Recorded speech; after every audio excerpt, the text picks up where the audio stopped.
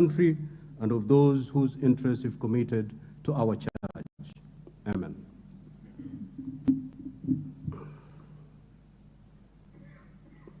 You may be seated.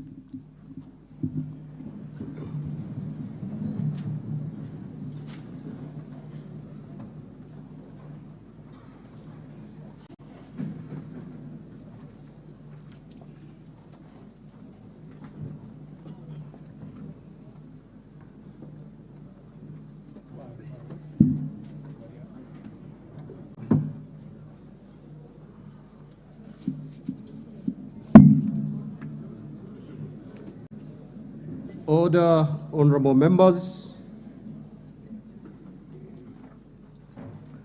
Your Excellency, the Honorable Dr. William Samoei Ruto, CGH, President of the Republic of Kenya and Commander-in-Chief of the Kenya Defense Forces, the Right Honorable Speaker of the National Assembly, the Honorable Moses Wetangula, AGH MP, honorable members of Parliament.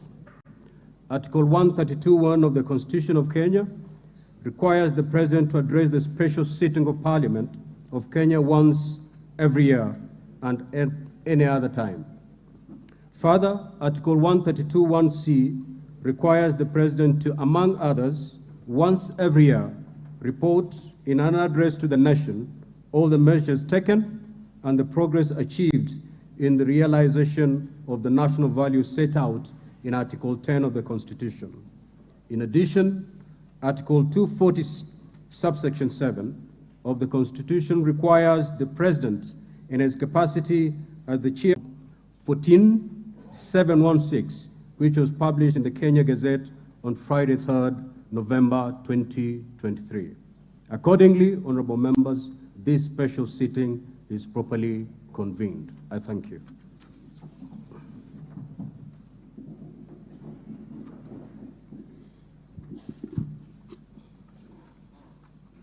Your Excellency, Honorable Dr. William Samoei Ruto, CGH, President of the Republic of Kenya and Commander-in-Chief of the Kenya Defense Forces.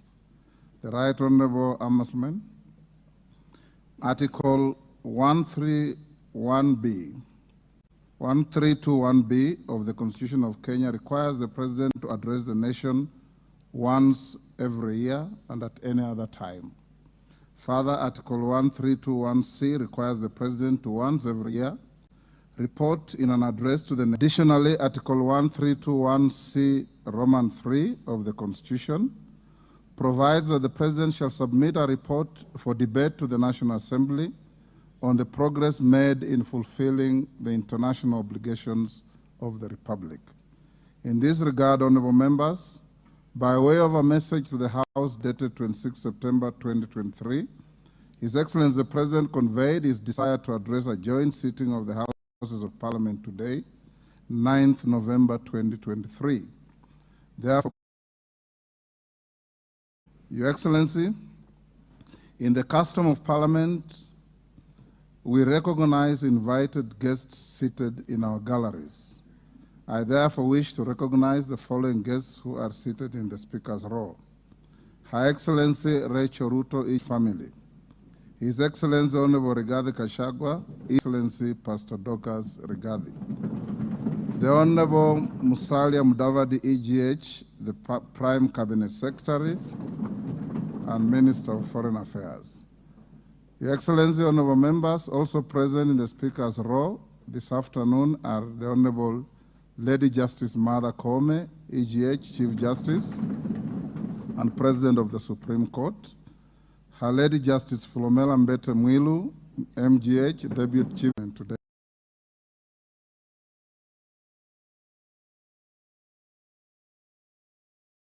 Today. Your Excellency, I wish to make a special mention of the Chief of the Kenya Defense Forces, General Francis Ogola, and the respective service commanders, the Inspector General of Police, and other leaders of our disciplined forces who are seated at the Speaker's row. We are grateful for their distinguished service to the nation. To all invited guests, karibuni sana kwa bunge. Honorable members, distinguished guests, ladies and gentlemen, it is now my singular honor and privilege to invite His Excellency the President of the Republic of Kenya and Commander-in-Chief of the Kenya Defense Forces to address this special sitting of Parliament. Welcome, Your Excellency.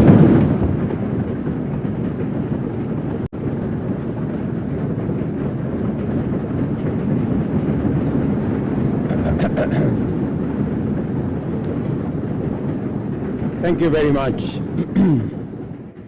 Thank you very much, honorable members.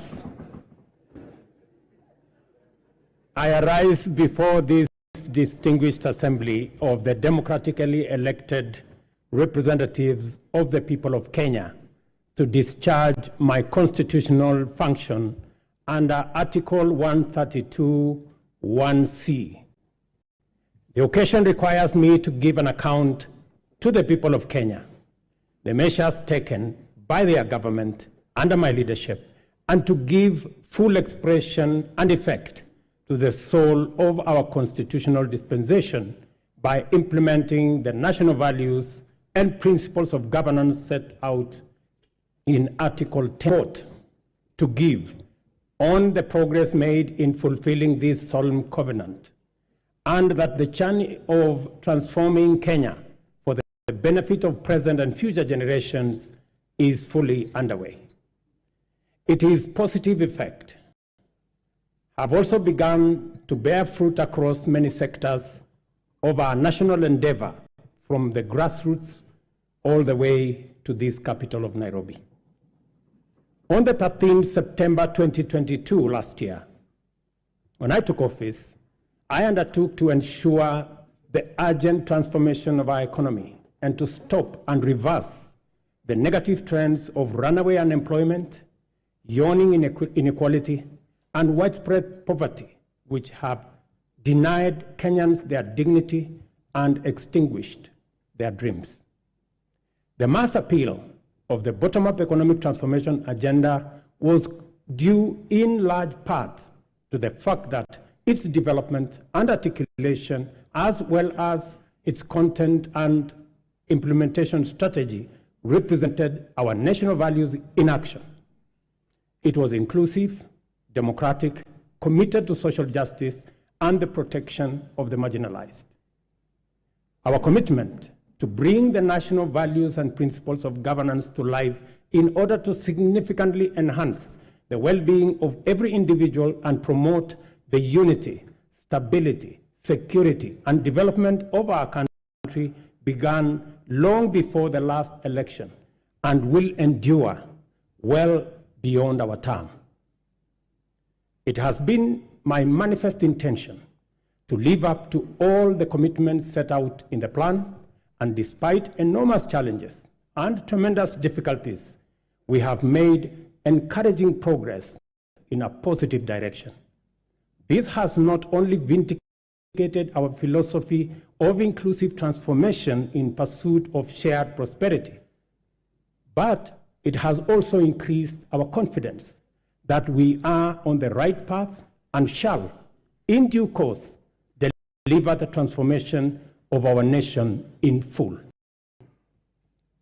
It is important for us to point out that we began the implementation of our mandate to transform Kenya's economy from the bottom up under extreme difficult circumstances, not to excuse failure or to justify inability or omission to do the necessary work.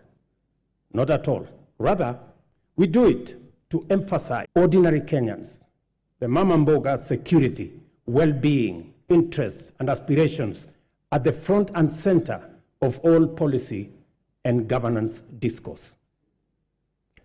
Citizen freedoms and fundamental rights lie at the heart of enterprise and democracy. Accordingly, our governance system must be fit for purpose, able to protect people and their integrity, efficiency and independence, absolute, and the right to the protection of law, non-negotiable and impartial. Our police service and other actors in the justice, law, and order chain, including the judiciary, effective and order chain, including the judiciary, effective and inspired by national values and principles of governance. In keeping with our promise to the people of Kenya, I signed important instruments on my first day on duty. Among them, the delayed appointments of 6 judges to the Court of Appeal as recommended by the Judicial Service Commission. Enhanced allocation through this House to the judiciary by 3 billion Kenya shillings. Designated the Inspector General, who is sitting in this House as the accounting officer of the National Police Service to enhance police independence, and subsequently appointed a task force led by the former Chief Justice David Maraga to review the terms and conditions of service of members of the National Police Service. This was necessary, members, so that we can cement our place as a nation on the firm foundation of the rule of law. Together with the people of Kenya, we have changed everything. We have transformed the national political conversation from personalities to issues, from regional or ethnic largesse to opportunities for all our young people, from divisions to inclusion, and from status quo to the bottom-up economic transformation for shared prosperity. To date, Kenyans remain fully seized of the agenda and to forge a path in the direction of progress. This is the essence of our commitment, to make progress despite challenges and move forward by overcoming great obstacles. We must never be defined by our problems, and Kenya's destiny cannot be derailed by our challenges. Honorable members, the cost of living is not an abstract phenomenon. It is a reality experienced by households, which can be addressed through practical action and effective measures. One of the most salient interventions in addressing the high cost of living is the strategy to support agricultural production throughout the sector, ranging from food and cash crops as well as livestock value chains. I am committed to put the shame of hunger behind us once and for all. We rolled out a countrywide farmer registration and fertilizer subsidy program that has made available 5.5 million bags to farmers across Kenya. We have progressively reduced the cost of fertilizer from 6,500 to 2,500, increased maize acreage under production by an extra 200,000 acres this year, and enhanced maize production by an additional 18 million bags this year. As a result of these interventions, today, a 2-kilogram packet of maize flour is selling at a low of 145 and a high of 175, depending on the brand you buy, down from 250 shillings a few months ago. The famous gorogoro of maize is selling at between 60 and 75. Honorable members, you know how much it costed a few months ago. We have also established 22 new fish landing sites in 9 counties in Nyanza and the Coast region. We have funded and organized beach management units into cooperatives, set up 2 hatcheries in Kabonyo in Kisumu County and in Shimoni in Kwale County. And we are in the process of completing Liwatoni fish processing plant in Mombasa by end of next month, and Shimoni Fish Port by the end of next year. Again, to bring our blue economy resources into the realm of food production. To achieve efficiency, transparency, and accuracy in fertilizer distribution, We enrolled farmers on a digital register with accurate details of the location and acreage of their agricultural land holdings. This database enabled us to implement an e-voucher system through which farmers received their fertilizer consignments for planting and top dressing of maize, tea, coffee, rice, potatoes, cotton, edible oils, sugarcane across the country. Our farmers are the best people to speak about the success of the fertilizer program. Yesterday, I spoke to several farmers in different parts of the country.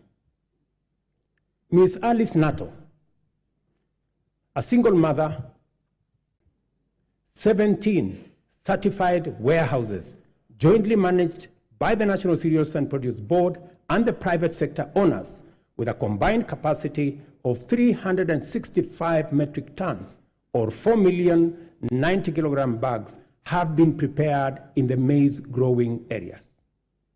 The National Cereals and Produce Board shall provide a subsidy maize drying service to farmers at a fixed cost, as was announced by the Minister, of Kenya shillings 70 per bag, which is a significant improvement from the previous rate of Kenya shillings 350 per bag. Yesterday again, the first consignment of the 100 mobile dryers this House facilitated my administration to buy for use by our farmers. I announced to you yesterday the first consignment of the dryers docked in the country. Additionally, we are enhancing dairy productivity for better farmer returns. The government working with milk processors, and I had a long conversation with them in Nakuru. We are mapping the country to ensure coolers are supplied where they are needed. Soon, farmers will be paid based on milk quality, boosting incomes, and they can also enjoy global market access. Our reforms in the coffee sector are bearing fruit, with our farmers set to earn 4 times advance pay for their crop from a low of 20 to now Kenya shillings 80, following the allocation of Kenya shillings 4 billion from the Coffee Cherry Fund that was ably facilitated by this House. Coffee reforms regulations will give farmers the necessary representation and weight at the national coffee auction. It is my intention to make sure that the auction operates to aid ongoing efforts, including expanding production to new counties and double coffee output in the next 4 years.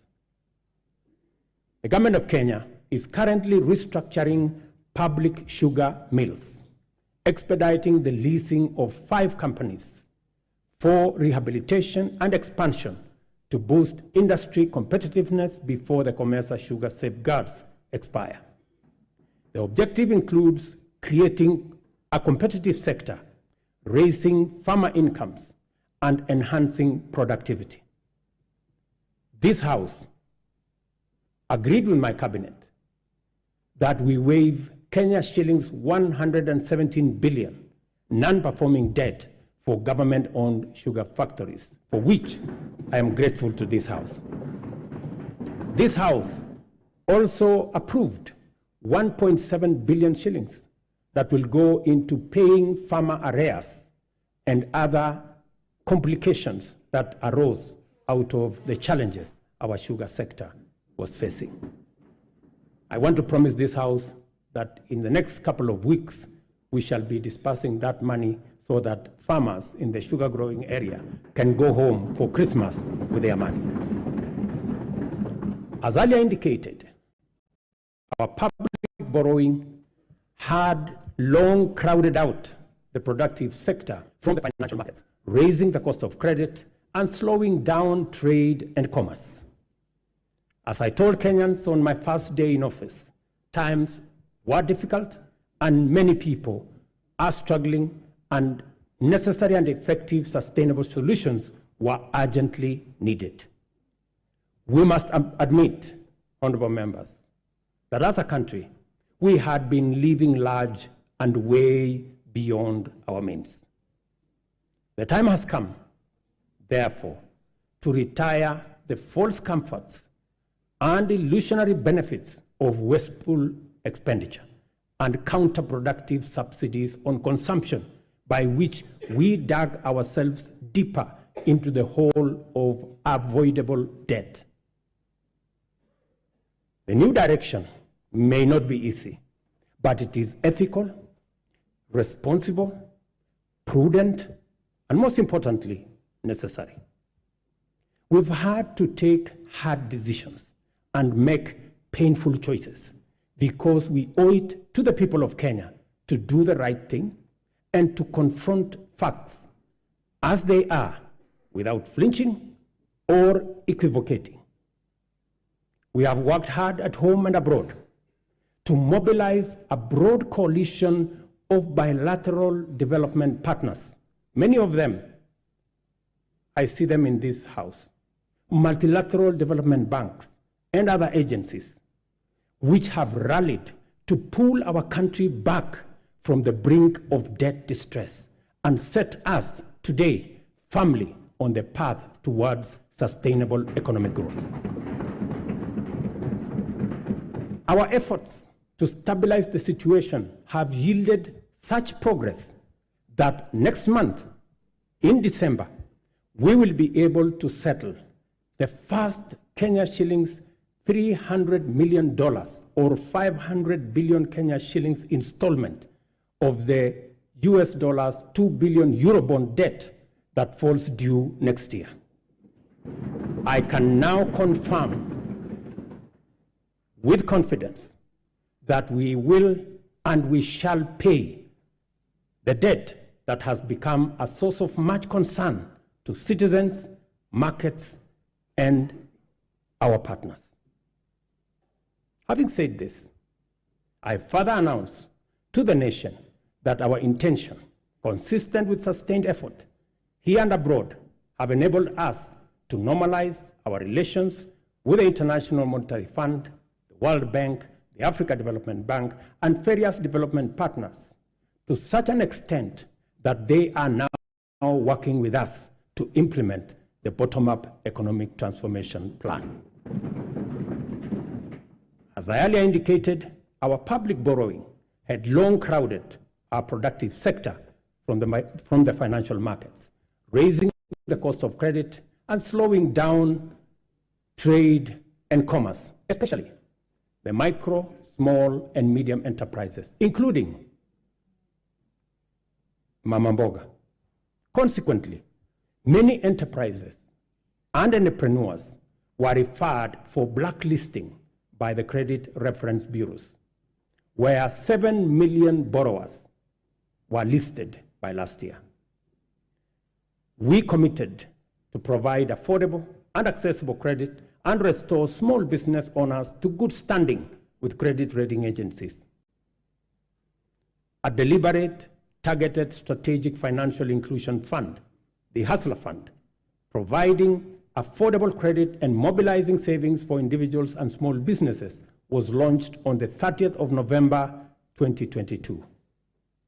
The public response to the Hustler Fund has exceeded most initial projections and surprised even the most hardened skeptics. By the end of last month, the fund had disbursed Kenya shillings 36.6 billion and in savings 2.3 billion, and with 7.5 million repeat borrowers, whose overall repayment rate is at 73%. The top borrower of the fund has so far accessed Kenya shillings 4.5 million in 816 transactions, while the top voluntary saver is at 631,491.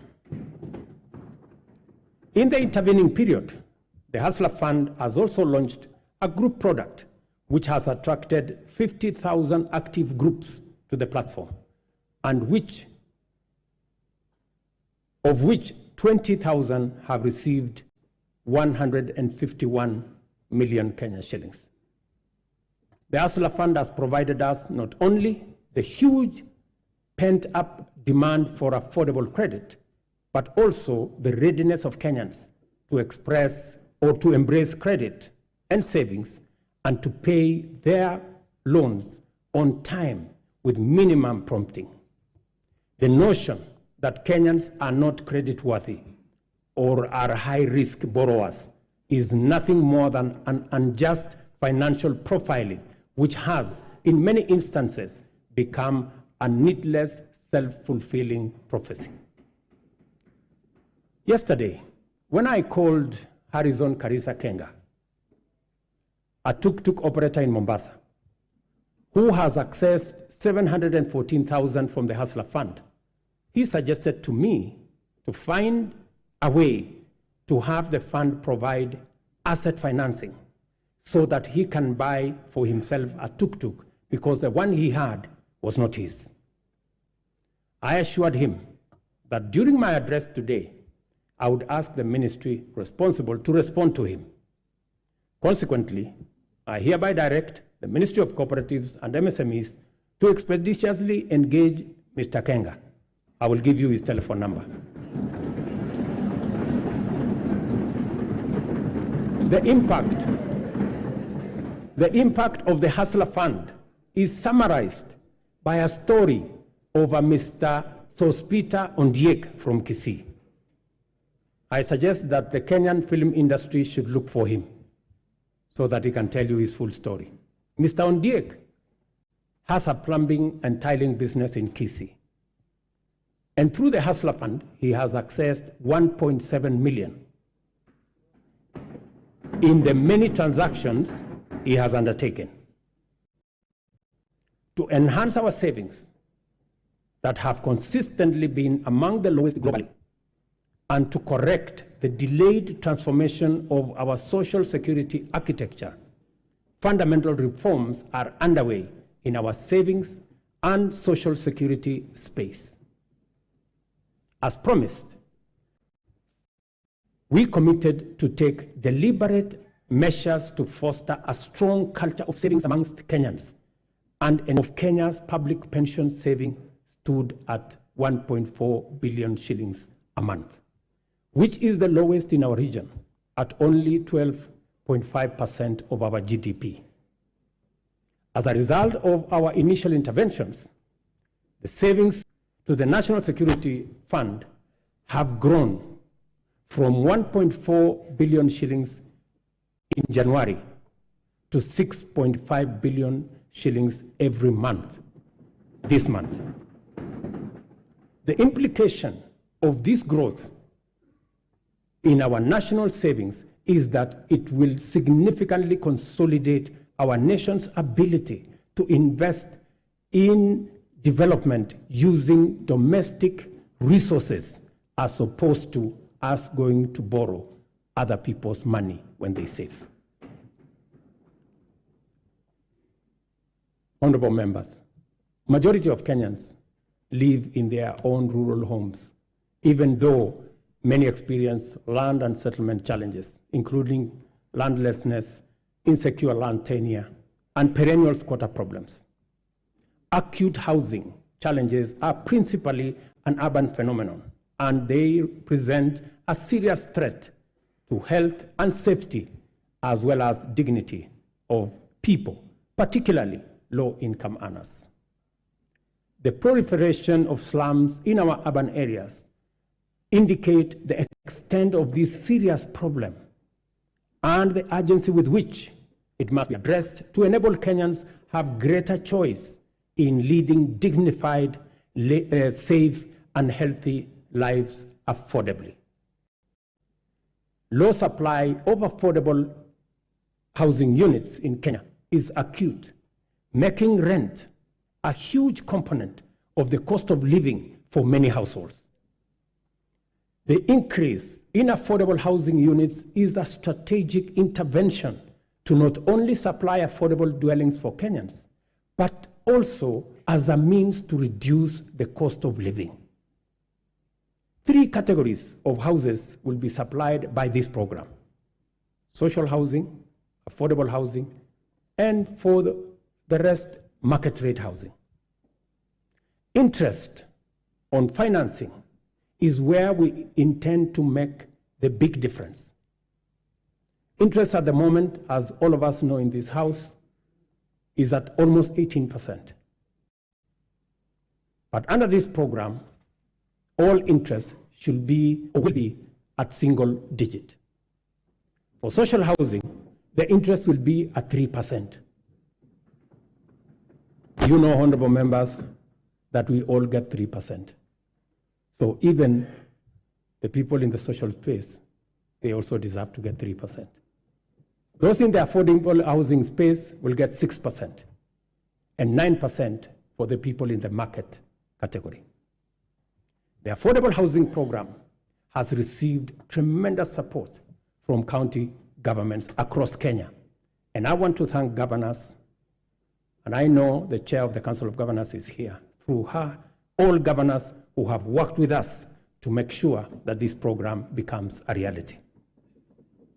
The construction of 46,792 units in various parts of Kenya is already underway, while another 40,000 are ready to commence in a couple of weeks.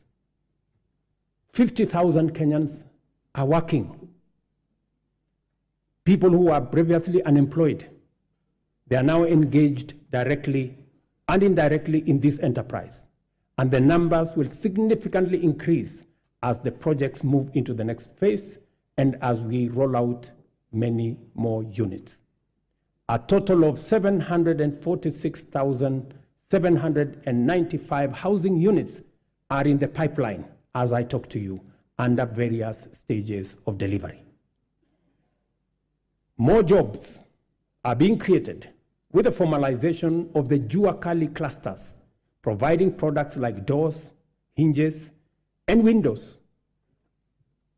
And this morning, as I visited one of the sites that I went to launch the construction in March, I was amazed that a site that was flat in March today, and I was with the Member of Parliament for Ruto, today has 8 11-block units, almost at 60% complete.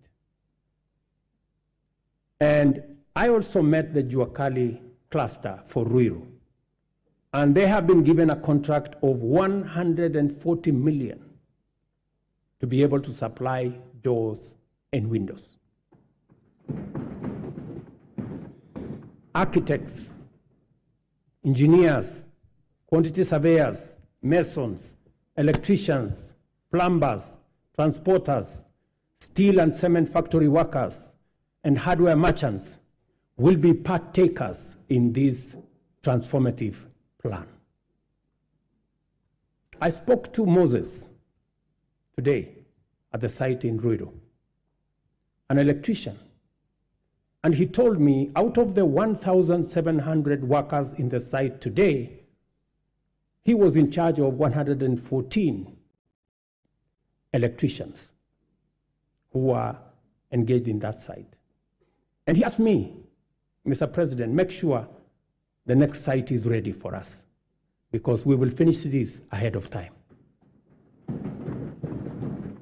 Let me also say, we are constructing 400 markets across Kenya to provide Mama Mboga with a dignified working environment, complete with water, electricity, and other amenities. And I want to thank members of this House for participating in various ways and working with us and also with the counties in identifying the right locations for these markets.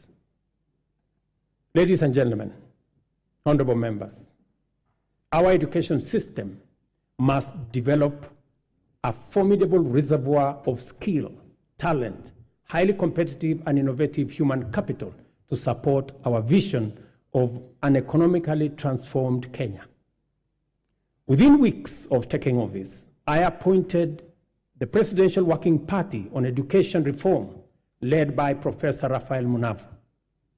my former teacher, who provided clarity on transition to the new competence-based curriculum and made further recommendations on necessary reforms in our education system from early childhood all the way to the tertiary levels. The Working Party concluded its work and submitted a report whose recommendations are already being implemented. The urgent and vexing question of transition to junior school has been settled, and the Kenya Primary School Education Assessment will be used for the exclusive purpose of monitoring learners' progress and not for placement in any grade. In keeping with our commitment, 56,750 new teachers have been employed. I'm sure the Honorable Milemba can confirm this. While 8,200 primary school teachers were retrained to equip them with capacity to effectively deliver learning and teaching at junior school levels. With changes to the entry requirements for teacher training colleges, admission has increased by 300% to now 20,456 trainees. I was privileged to be in Kwale last week to open the Kwale Teacher Training College, which had only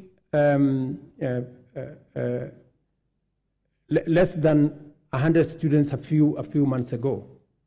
And when I went there, the principal told me that the numbers have increased 4 times.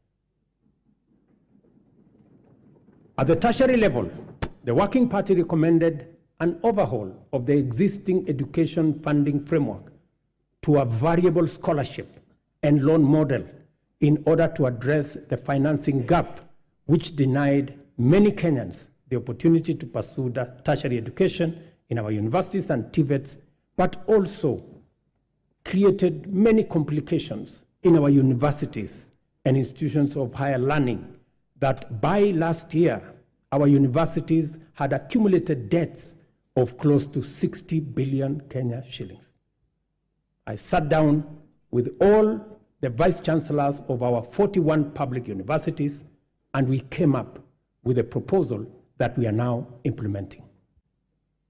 The new model for financial support is student-centered and deploys a rigorous, impartial means testing instrument to establish the level of need of every student, which then becomes the primary consideration in allocating scholarships and loans.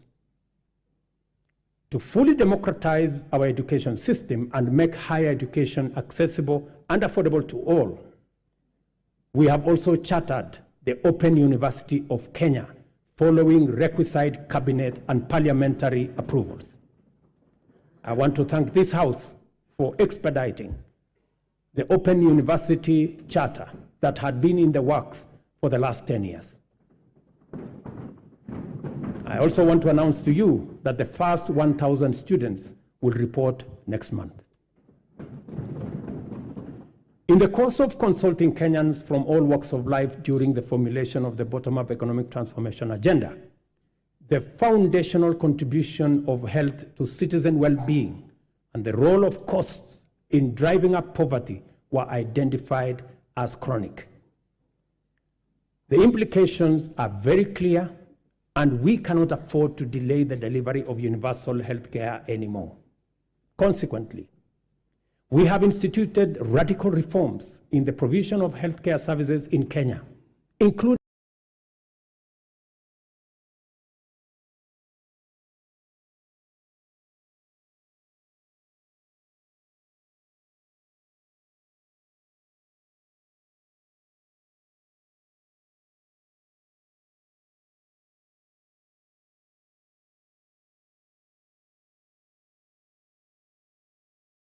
the enactment of 4 new laws that will anchor the implementation of this bottom-up approach to healthcare. I am tremendously grateful to this comprehensive and quality healthcare. Under Afya Nyumbani, we have scaled up our investment in healthcare workforce, employing 20,000 new healthcare workers, deploying 8,429 workers whose contracts had lapsed, and enrolling 3,394 interns across the country to increase the availability of human capital in our public health sector. Working with county governments, and I'm again grateful to them, we have taken measures to resolve the perennial challenge of human resource management in the health sector, occasioning strikes, by establishing the Kenya Health Human Resource Advisory Council, which will be a trusted mediator between government at both levels and our health sector workers. Further, under the Afya Nyumbani model, we identified preventive care as an essential pillar of healthcare service delivery because it enables Kenyans to manage their conditions early enough before they cause serious harm in their well-being and productivity. Community health promotion is our bottom-up intervention to deliver preventive and promotive health solutions at the grassroots by deploying community health promoters to visit Kenyans at their homes, provide basic diagnoses for common conditions, and refer cases to appropriate medical facilities. Together with all the 47 counties, and again, I am grateful to the governors, we have deployed 100,000 community health promoters fully equipped with the necessary kits and an electronic community health information system. In the last 1 month, CHPs have attended to 1.2 million households, just in the last 1 month. I spoke on phone to Mr. Masood Dirie, a community health promoter in Garissa, yesterday, who told me he has been a community health promoter, health volunteer since 2011. Unlike before, now he has a full medical kit and has used it to confirm that 7 people in his locality had high blood pressure. In a twist of fate, he tested himself and discovered that he too had high blood pressure. That's what he told me. And so, apart from referring others, he also had to make way to the hospital. Mr. Obembi Ogutu of Homa Bay told me that the program now makes primary health care a paperless engagement, saying it had started to reduce queues in hospitals. Through the Facility Improvement Financing Act 2023, we have established a framework that confers financial autonomy to health facilities, enabling them to retain funds generated with a mandate to improve facilities, capacity, and to provide healthcare services within that locality. In addition, the Kenya Medical Supplies Agency, as part of many radical reforms, will now deploy ICT to manage supply chains of essential health products and commodities. As a result of this small intervention, KEMSA has improved its stocking rate from 40% to 60% in the last 5 months. And we are now targeting 80% by March next year. As is becoming clear, we cannot hope anymore to deliver services to Kenyans in their millions across the country with any measure of efficiency, integrity, transparency, and accountability without ICT. From education and health to agriculture and financial inclusion, digital technologies reign supreme in transforming service delivery, governance improvements, and catalyzing efficiency throughout the economy. We have commenced the rollout of 100,000 kilometers of the last mile fiber optic connectivity to make reliable high-speed internet available throughout Kenya, along with 25,000 free Wi-Fi hotspots in all market centers. The rollout, and I was given a statistics by the end of this year, the first 2,200 will be rolled out, and another 1,450 ICT hubs in every ward.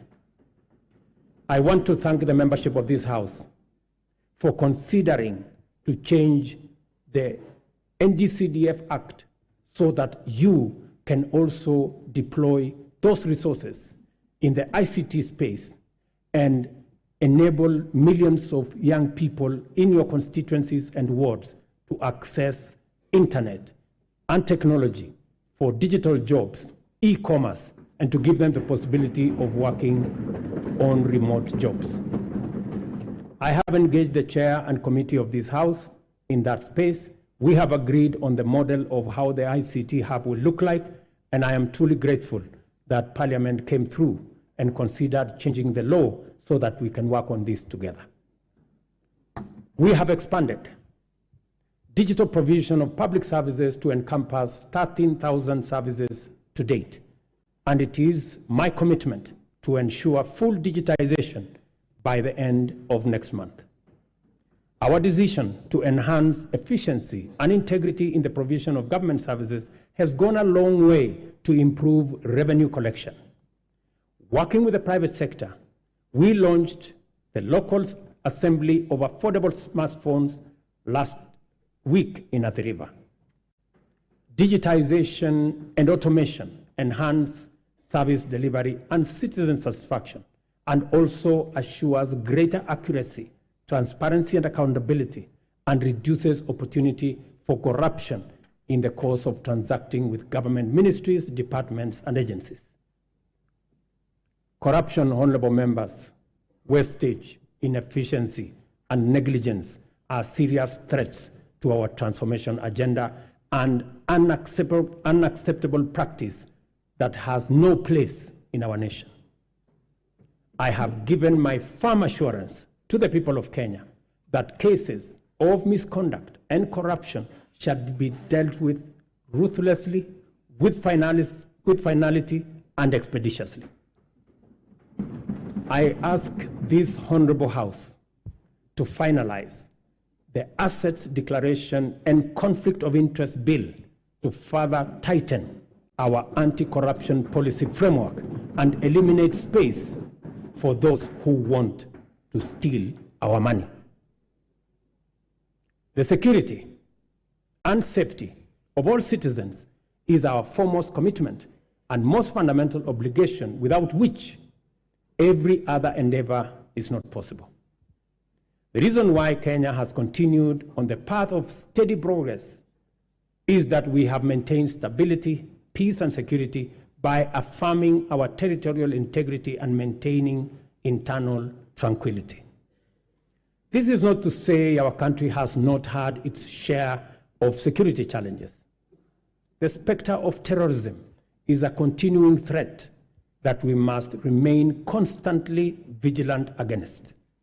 Pockets of banditry, cattle rustling, and armed lawlessness have besieged and devastated communities in the North Rift, Northeastern, and occasionally parts of Eastern and the coast regions. We all know that insecurity disrupts lives and destroys livelihoods. Our country has lost too many people to this menace. Many children have been orphaned and missed school, and many families have been displaced because of lawless men taking up illegal arms and waging war against communities. The government exists to ensure that those who challenge our sovereignty, territorial integrity, national security, and the safety of the people of Kenya are expeditiously countered and rendered harmless. We have therefore taken firm and decisive measures to deal with the challenge of banditry, armed crime, cattle rustling, and other forms of impunity in all parts of the country, beginning with a successful security operation to restore calm in the North Rift. We have been systematic, focused, thorough, unrelenting, and totally committed to removing for good all threats to lives and livelihoods of Kenyans.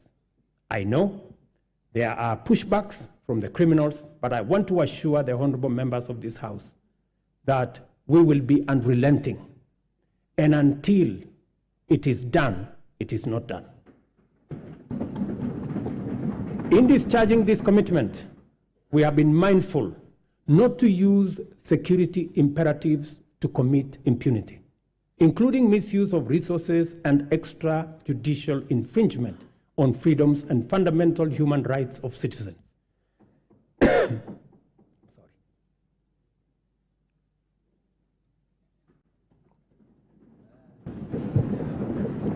Sorry. We are conscious to provide security as a public service for the benefit of law-abiding citizens and as a guarantor of economic growth. Therefore, our security services have been committed to a citizen-centric, rights-focused, inclusive, and community-based security strategy. I am therefore quite clear that there exists no tension between the effective delivery of security services and the upholding of human rights and fundamental freedoms. We can be, and therefore must be, secure, yet free and democratic. In order to entrench our all-of-society coalition, we have resolved to enhance diversity and inclusion by expanding enrollment in the National Youth Service as an agency to capture young people at the bottom of the pyramid. Consequently, we are doubling enrollment to 40,000 yearly in the National Youth Service and have made it absolutely mandatory that every village, center, town, and city in Kenya is properly represented in the recruitment. To consolidate this proposition, we have directed that 80% of future recruitment to all security services, from the military, the police, KWS, Kenya Forest Service, and all other security agencies, 80% will come from the well-trained, talented, and committed young men and women who have undergone training at the NYS.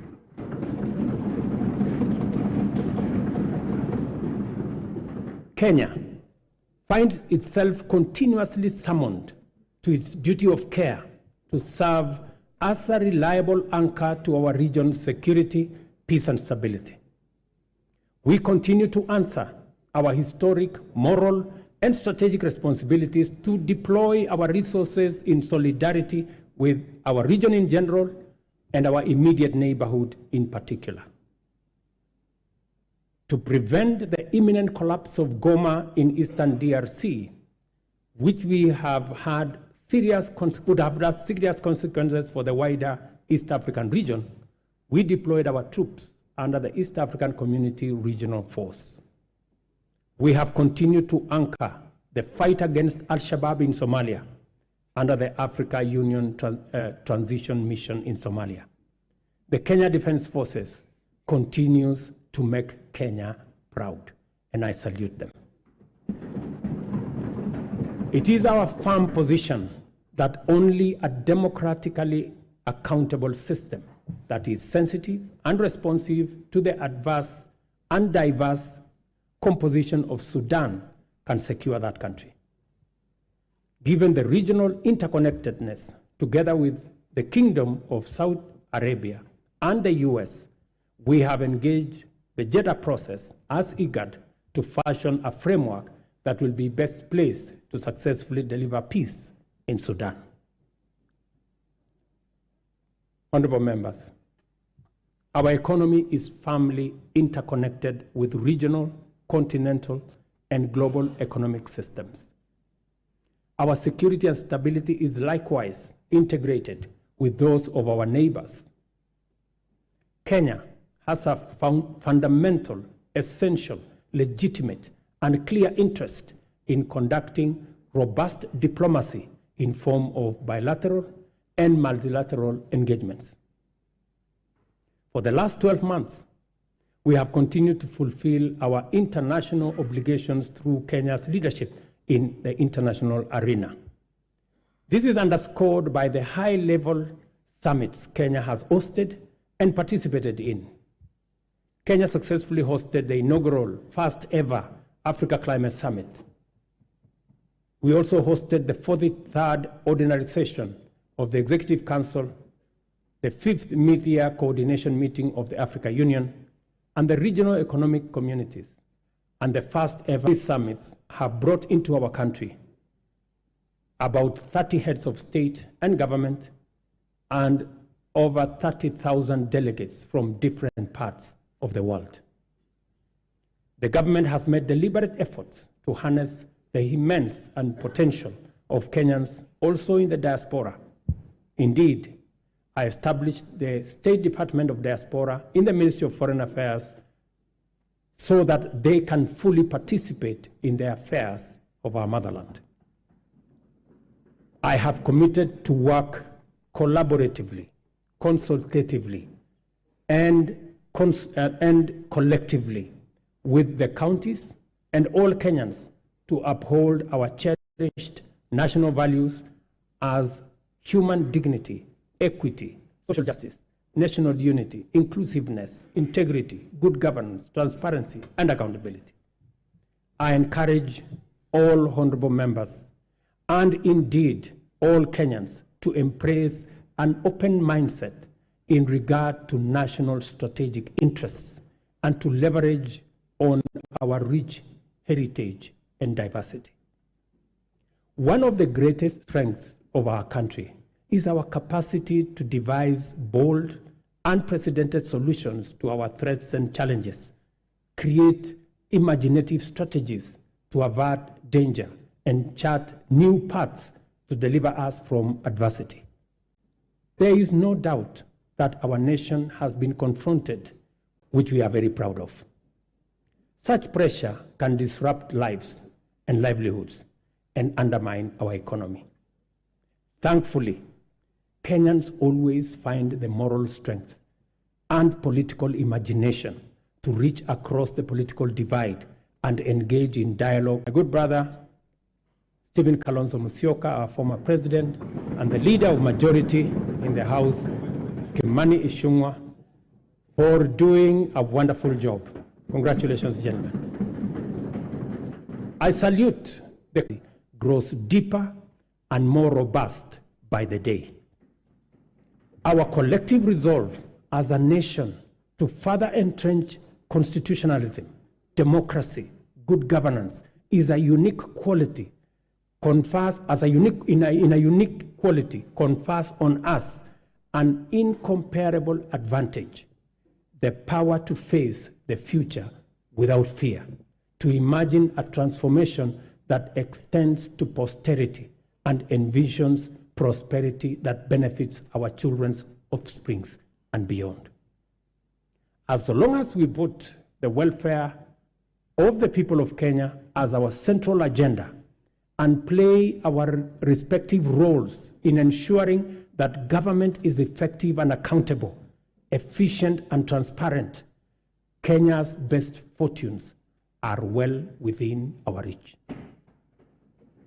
I am persuaded, honorable members, beyond any reasonable doubt, that we shall achieve transformation beyond our wildest dreams within this generation.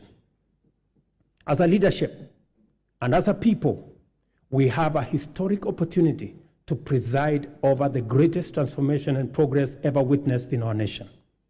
Kenya is a nation of brave, hardworking,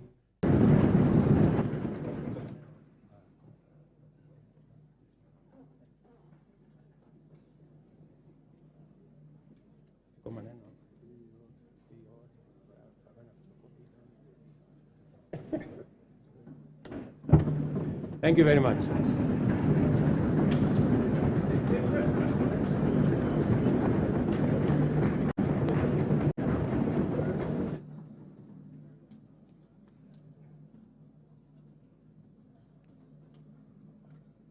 Honorable members, please be upstanding.